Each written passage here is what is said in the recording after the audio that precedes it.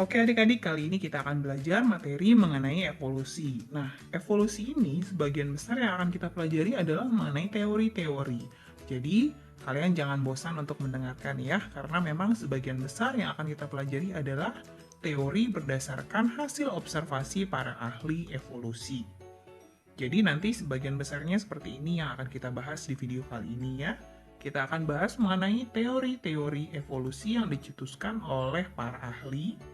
Kemudian ada juga bukti-bukti evolusi. Jadi bukti-bukti evolusi ini adalah penemuan-penemuan yang mendasari munculnya teori dan mekanisme terjadinya evolusi.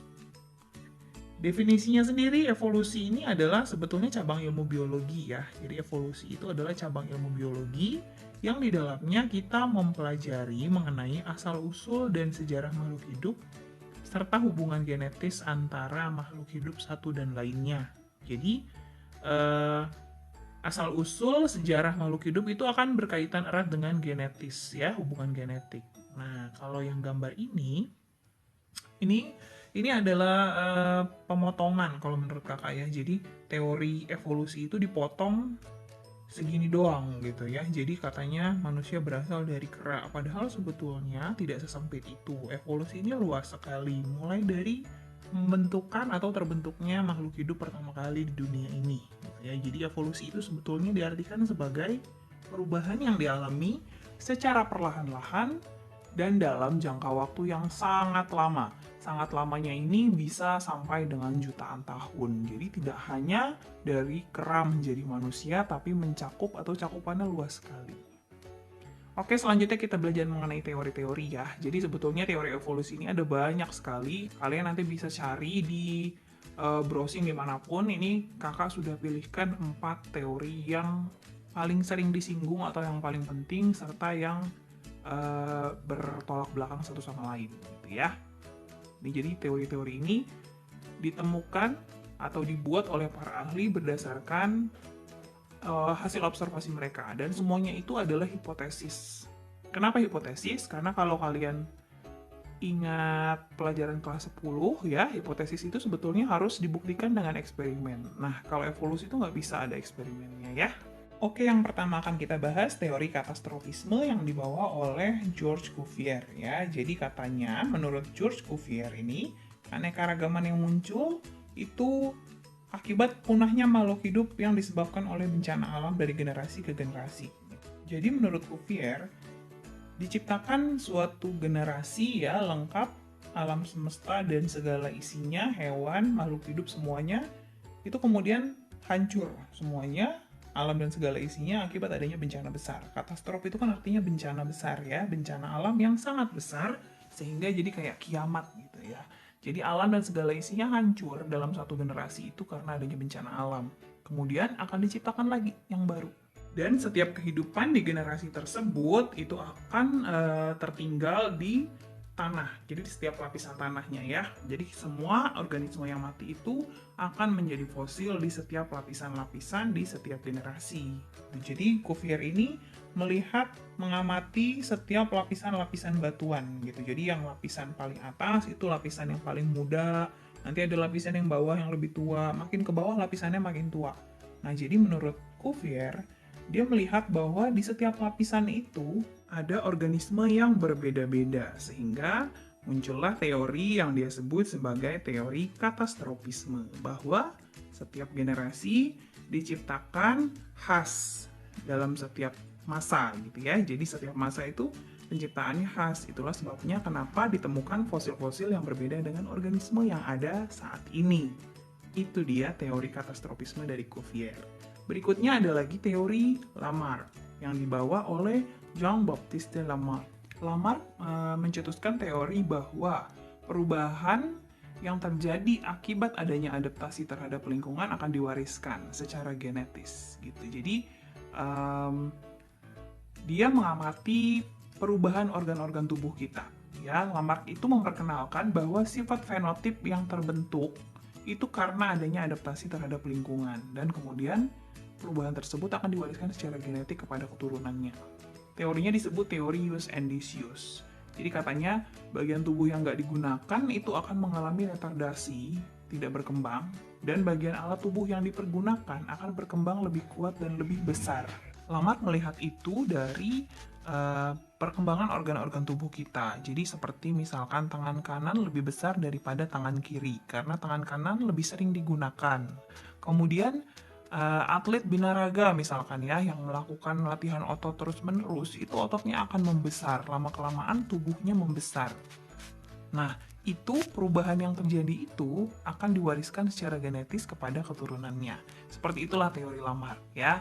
Jadi yang akan digunakan, yang sering digunakan itu akan berkembang ya. Kemudian yang tidak digunakan tidak berkembang. Use and disuse gitu. Jadi organ yang sering digunakan lalu kemudian berkembang tersebut, perkembangan organnya itu diturunkan kepada keturunannya. Lalu kemudian ada August Weismann yang tidak setuju dengan teori Lamarck.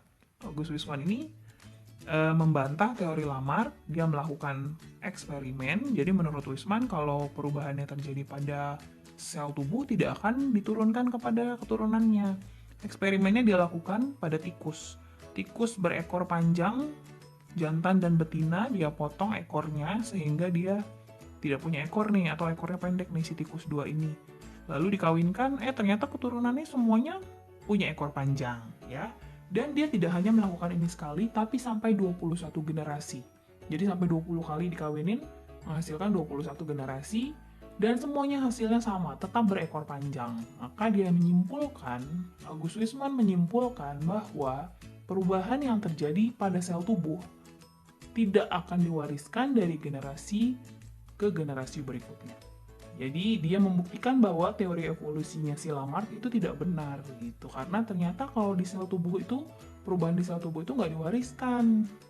Meskipun terjadi perubahan pada organ-organ tubuh akibat adanya adaptasi terhadap pengaruh lingkungan, tetap tidak akan diwariskan kalau perubahannya terjadi pada sel-sel tubuh.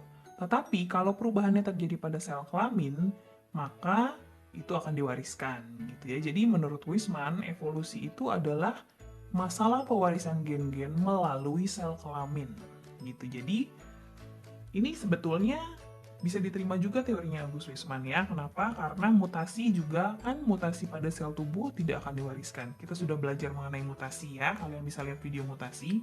Tetapi kalau mutasi yang terjadi pada sel kelamin itu yang akan diwariskan kepada keturunan kita. Selanjutnya, ini adalah teori Charles Darwin. Darwin ini dikenal sebagai bapak evolusi. Kenapa? Karena teori-teorinya yang paling bisa diterima, dan Darwin ini melakukan observasi yang tidak main-main gitu ya. Dia bukukan hasil catatan observasinya menjadi sebuah buku yang diterima oleh banyak kalangan. Sehingga Charles Darwin ini disebut sebagai bapak evolusi ya. Jadi Charles Darwin ini menyatakan bahwa evolusi disebabkan oleh proses seleksi alam. Alam yang menyeleksi ya. Jadi teorinya disebut dengan teori seleksi alam. Teori Darwin ini disusun atas dasar fakta-fakta yang dia amati pada pengembaraannya berkeliling dunia dengan kapal Beagle. Jadi dia orang Inggris ya, kapal Beagle ini berangkat dari Inggris, lalu keliling dunia, lalu berhenti ketika berhenti di Kepulauan Galapagos yang saat ini ada di lepas pantai negara Chili. Dan juga dia melihat, mengamati, melakukan observasi di Amerika Selatan. Itu dia menemukan fakta-fakta yang dia tuliskan dalam bukunya On the Origin of Species by Means of Natural Selection. Jadi bukunya dia tulis berdasarkan observasi serta dipengaruhi oleh dua buku, yaitu buku Principle of Geology karangan Charles Lyell. Buku ini banyak menuliskan mengenai perbedaan struktur geologi di semua penjuru bumi gitu ya. Dan kemudian ada juga buku Malthus, Robert Malthus, mengenai populasi penduduk dunia yang bertambah menurut deret ukur, sementara jumlah makanan bertambah menurut deret hitung. Jadi, jumlah makanan pertambahannya lebih lambat dibandingkan dengan jumlah penduduk, sehingga jumlah penduduk yang meningkat drastis itu, serta adanya pengaruh geologi, itu akan menyebabkan kompetisi antar makhluk hidup, sehingga terjadilah seleksi alam. Nah, prinsip-prinsip pokok dari teori evolusi Darwin adalah sebagai berikut. Yang pertama, makhluk hidup menurut Darwin itu bervariasi. Jadi dari awal makhluk hidup tuh diciptakan bervariasi. Manusia bervariasi, semua spesies bervariasi. variasi atau jenis yang paling yang bisa berkembang sampai sekarang itu berasal dari spesies-spesies yang hidup di masa lampau yang telah lolos melalui seleksi alam, gitu ya. Karena dia adaptif. Jadi variatif kan ya, adanya variasi, ada yang adaptif, ada yang enggak. Nah, yang paling adaptif itulah yang bisa survive, bertahan hingga saat ini gitu. Jadi, evolusi menurut Darwin terjadi melalui proses seleksi alam. Ini Charles Darwin tua ya, ini yang sudah tuanya, foto Charles Darwin yang sudah tua. Ini gambar lukisan kapal Beagle. Kapal Beagle ini berangkat ketika Darwin masih muda, umurnya usia 22, baru lulus sarjana. Di situ dia berangkat, naik kapal Beagle keliling dunia untuk melakukan proses pemetaan di usia 22 tahun, dan jalurnya seperti ini nih ya. Jadi berangkatnya dari Inggris, dari Plymouth, dari sini. Sebentar biar kelihatan, ganti tinta dulu ya, ganti warna biar lebih kelihatan jalurnya. Oke, jadi berangkatnya dari Plymouth, lalu jalan ke arah sini nih, menuju Amerika Selatan, muter lewat selatan, lalu berhenti di Galapagos. Nah, di Galapagos ini Darwin banyak menemukan beberapa jenis spesies burung finch. Nah, burung finch inilah yang menjadi cikal bakal teori Darwin, teori evolusi Darwin. Karena katanya di sini dia menemukan di Kepulauan Galapagos ini, Kepulauan Galapagos itu pulau kecil-kecil dengan jenis geologi, geografi, faktor geografis yang berbeda-beda di setiap pulaunya, sehingga burung finch yang ada di Amerika Selatan, di benua Amerika Selatan ini, berbeda dengan burung-burung finch yang ada di Kepulauan Galapagos. Jadi di setiap pulaunya pun berbeda. Ada 13 jenis, 14 sama yang di Amerika Selatan ya. Dia catatkan hasil penemuannya, lalu dari Galapagos balik lagi lewat Samudra Pasifik, Asia, Afrika, semuanya balik lagi ke Inggris. Total perjalanannya adalah 5 tahun. Jadi 5 tahun dia mengamati, nah ini macam-macam burung finch-nya ya. Selama 5 tahun dia mengamati, dia observasi, dia catat, jadi nggak main-main ya penelitiannya. Nah, kemudian teori evolusi Darwin ini pertama kali dikemukakan secara umum, secara luas, secara internasional itu pada forum ilmiah Linnean Society pada tahun 1958. Nah, secara bersamaan juga Alfred Wallace juga mengemukakan hal yang sama. Jadi dia punya ide atau teori evolusi yang mirip dengan teori Darwin, ya, teori evolusi Darwin. Semua itu, teorinya Wallace itu dia ungkapkan berdasarkan pengamatan dia di berbagai benua. Jadi dia sudah keliling di benua Asia termasuk Indonesia, dia temukan ada beberapa persebaran atau distribusi hewan yang berbeda di beberapa pulau ya. Termasuk salah satunya yang terkenal itu di Indonesia ya. Ada garis yang memisahkan Kalimantan dan Sulawesi. Jadi antara Kalimantan dan Sulawesi itu ada perbedaan fauna. Seperti yang sudah dipelajari di kelas 10 ya, jadi fauna di Indonesia itu dibagi menjadi 3. Karena setelah Wallace ada lagi Weber yang membuat satu garis lagi yang membagi fauna di Indonesia itu ada 3. Jadi ada fauna tipe Asiatis atau Oriental, lalu yang di bagian timur itu adalah fauna tipe Australis, dan di tengah-tengah adalah fauna peralihan ya. Jadi serupa idenya, ide dari Wallace dengan Darwin itu serupa, bahwa terjadi evolusi berdasarkan adanya seleksi alam karena adanya perbedaan kondisi geografis di satu tempat dengan tempat lainnya, sehingga terjadilah persebaran hewan yang berbeda-beda. Nah, selanjutnya ini kakak mau bahas perbedaan antara teori Lamarck, Weismann, dan Darwin ya. Yang pertama nih, antara teori Lamarck dengan teori Weismann. Tadi sudah kita bahas sedikit. Kalau menurut Lamarck, perubahannya disebabkan perubahan pada struktur tubuh ya. Itu terjadi karena proses adaptasi terhadap perubahan lingkungan. Lalu perubahan yang terjadi itu akan diwariskan secara genetis kepada keturunannya. Jadi kalau diilustrasikan seperti gambar di bawah ini nih. Jadi dulunya, menurut Lamarck, dulunya itu jerapah lehernya semuanya pendek ya. Sebetulnya ini bukan Lamarck nih yang ngomong, tapi oleh para ahli diilustrasikan dengan jerapah. Dulunya jerapah itu lehernya pendek karena makanannya ada di pohon yang tinggi, pohonnya kan lama-lama makin tinggi. Nah, jadinya dia harus bisa ninggiin leher. dia harus memanjangkan lehernya supaya bisa dapat makanan. Jerapah yang bisa memanjangkan lehernya itu akan lestari, ya, akan tetap bertahan hidup, lalu akan diturunkan sifat itu kepada keturunannya. Makanya sampai sekarang jerapah lehernya panjang. Nah, jadi prosesnya seperti itu. Mekanismenya kalau menurut Lamarck, terjadi perubahan sedikit demi sedikit karena adanya adaptasi terhadap lingkungan, lalu perubahan tersebut akan diwariskan kepada keturunannya.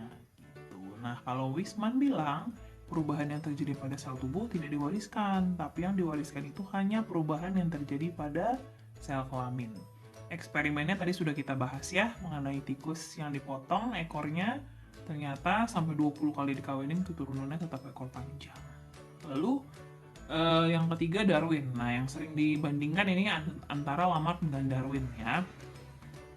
Jadi kalau menurut Darwin, perubahan atau evolusi itu terjadi karena adanya variasi pada makhluk hidup lalu diseleksi oleh alam. Jadi kalau diilustrasikan pakai jerapah, bedanya kalau tadi kata Lamarck kan semua jerapah pendek, tapi kalau kata Darwin jerapah itu variatif, bervariasi, ada yang pendek, ada yang panjang. Lalu karena pohonnya tambah tinggi, jadi yang akan bertahan hidup hanya jerapah-jerapah yang bisa ngambil makanannya. Berarti yang bertahan hidup hanya yang tinggi saja, diseleksi oleh alam. Itu tadi perbedaannya ya. Nah, selanjutnya kita akan membahas mengenai bukti-bukti evolusi. Ya, ada beberapa bukti evolusi yang mendasari berkembangnya teori evolusi. Yang pertama adalah fosil. Penemuan fosil selama bertahun-tahun oleh para paleontolog telah menyebabkan berkembangnya teori-teori evolusi ya. Jadi penemuan fosil-fosil tersebut ya, jadi fosil itu kan adalah sisa-sisa makhluk hidup yang sudah mati kemudian terkubur dan membatu selama ratusan bahkan jutaan tahun. Nah, jadi penemuan fosil itu menunjukkan bahwa makhluk hidup atau organisme yang hidup di masa lalu dan sekarang itu berbeda gitu ya. Jadi ada urutannya, urutan-urutan perubahannya. Nah, contoh fosil hewan dari generasi ke generasi yang paling lengkap itu adalah fosil kuda. Seperti kita bisa lihat di bawah ini ya, ini urutan fosil kuda dari yang tertua sampai yang masih eksis sampai saat ini. Urutannya dari 56 juta tahun yang lalu namanya Eohippus, kemudian Mesohippus, Meryhippus, Pliohippus, sampai akhirnya menjadi kuda yang ada sekarang ini yaitu Equus. Ya, jadi terbentuknya katanya 2 juta tahun yang lalu itu Equus. Perbedaannya di mana? Perbedaannya bisa kita lihat dari jumlah jari kaki. Kalau Eohippus itu jari kakinya 5, kemudian berkurang sampai akhirnya pada Equus itu jari kakinya tinggal 1. Jari-jarinya yang lain rudimenter ya, atau tereduksi karena tidak berguna, akhirnya sekarang yang ada tinggal 1. Jadi perubahannya bukan hanya jari-jari kaki, tapi juga ukuran tubuh ya. Ukuran tubuhnya dari yang kecil katanya sebesar anjing sampai akhirnya sebesar kuda yang saat ini ada. Kemudian yang kedua, ukuran tempurung kepalanya ya, tengkorak kepalanya membesar dan memanjang. Lalu yang ketiga juga jarak antara mata dengan moncongnya ya. Dari mata ke moncong atau mulut itu semakin jauh karena besar kepalanya juga membesar kan. Kemudian yang keempat, gigi gerahamnya juga bertambah banyak dan bertambah besar karena makan rumput kan.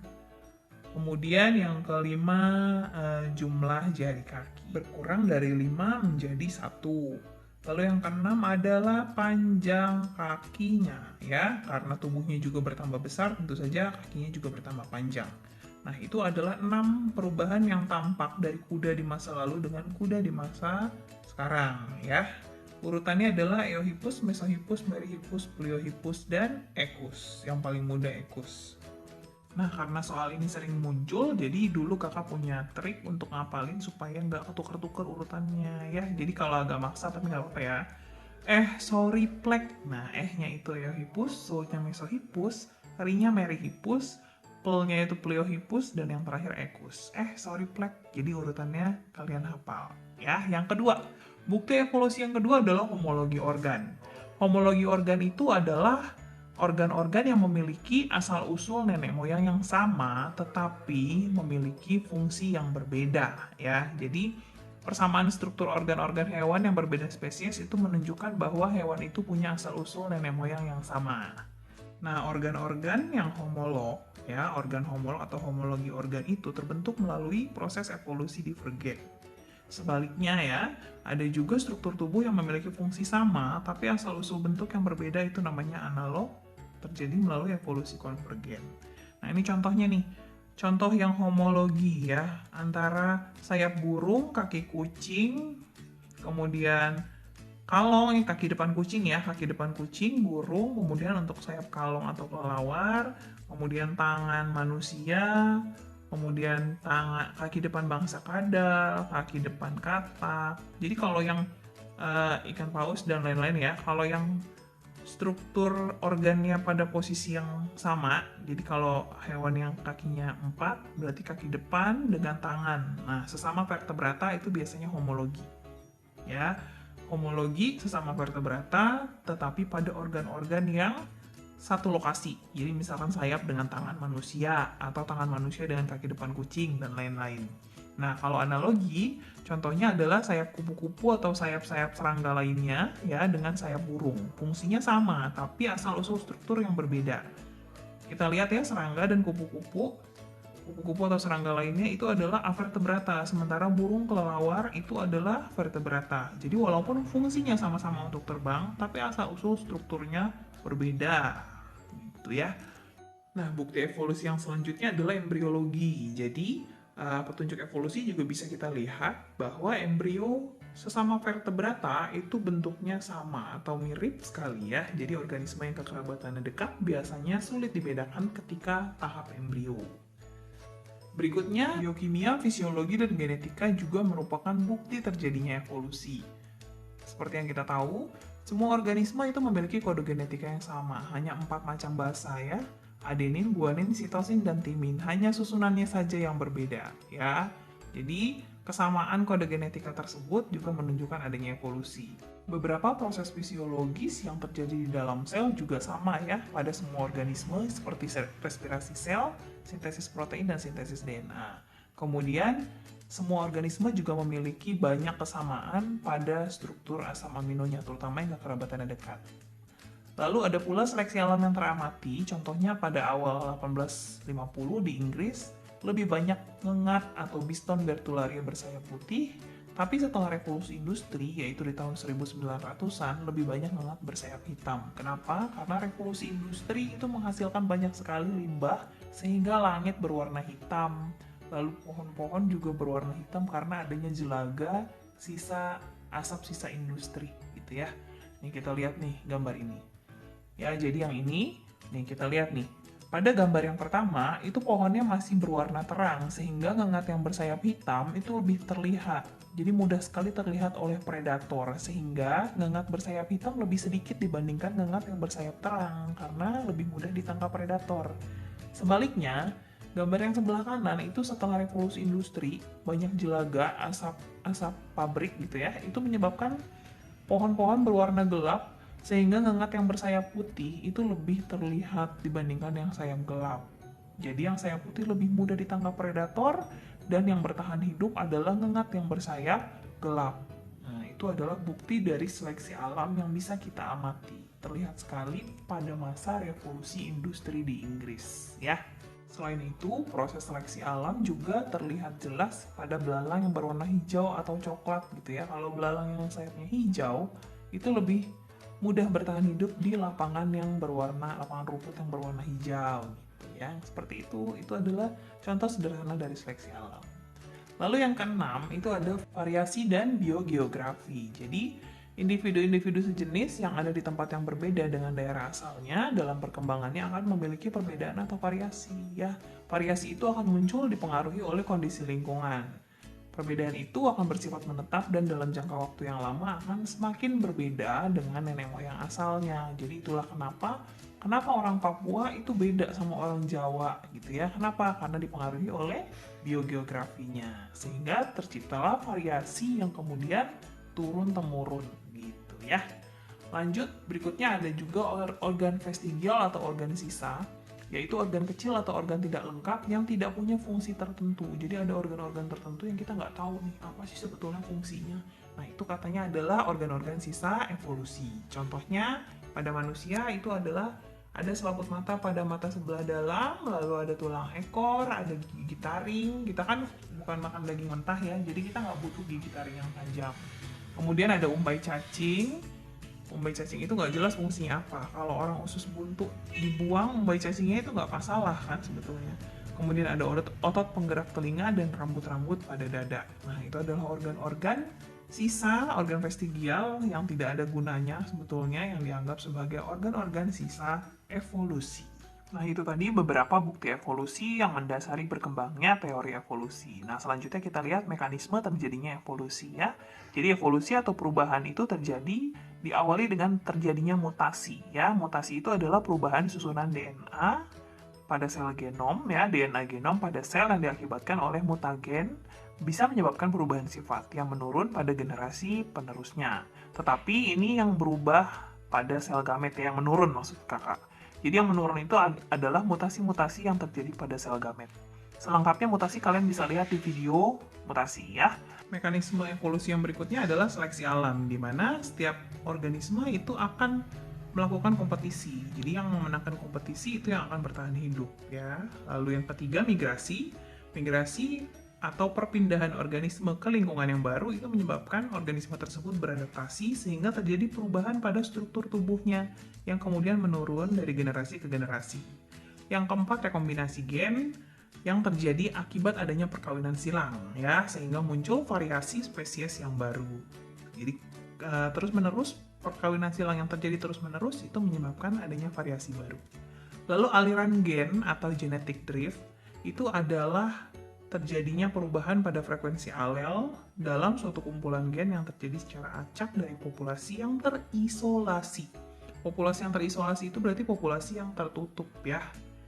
Ada 4 macam populasi ya, ada alopatrik, peripatrik, parapatrik, dan simpatrik. Kalian bisa lihat ini skemanya ya, populasi asalnya 1 ya, tapi kemudian kalau terjadi isolasi alopatrik, berarti ada barrier yang menyebabkan populasi tersebut terbelah menjadi 2. Lalu kalau isolasi peripatrik itu terjadi perpindahan dari dalam menuju keluar. Jadi populasi itu ada anggota populasi tersebut yang keluar dari populasi tersebut membentuk habitat baru. Parapatrik itu kebalikannya, dari luar masuk, habitat luar masuk ke dalam populasi tersebut. Kalau simpatrik itu berarti terbentuk populasi baru di dalam populasi yang lama.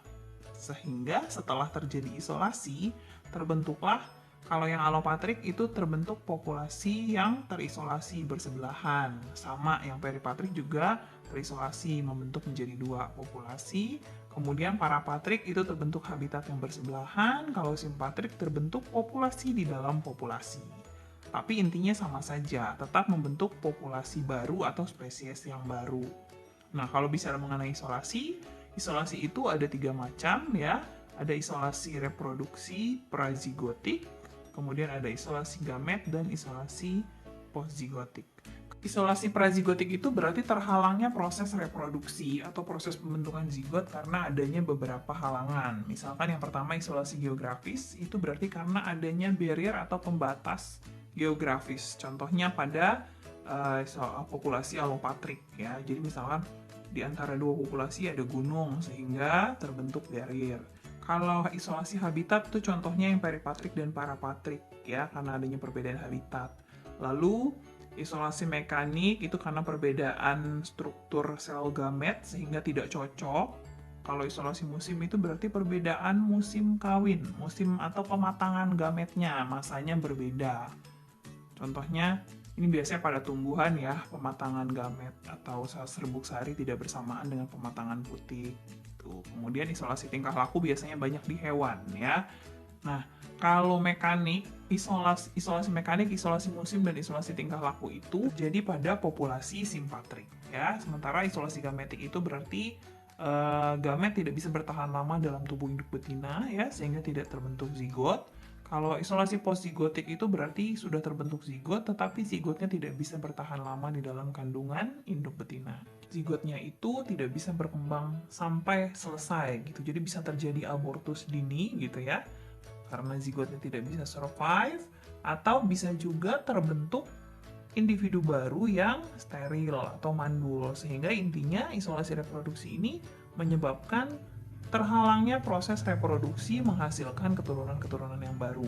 Jadi akibatnya kalau proses reproduksi terhalang, maka reproduksi akan terjadi di satu perkumpulan yang itu aja, sampai akhirnya terbentuk dua kumpulan baru dan terbentuk dua spesies atau dua populasi yang baru.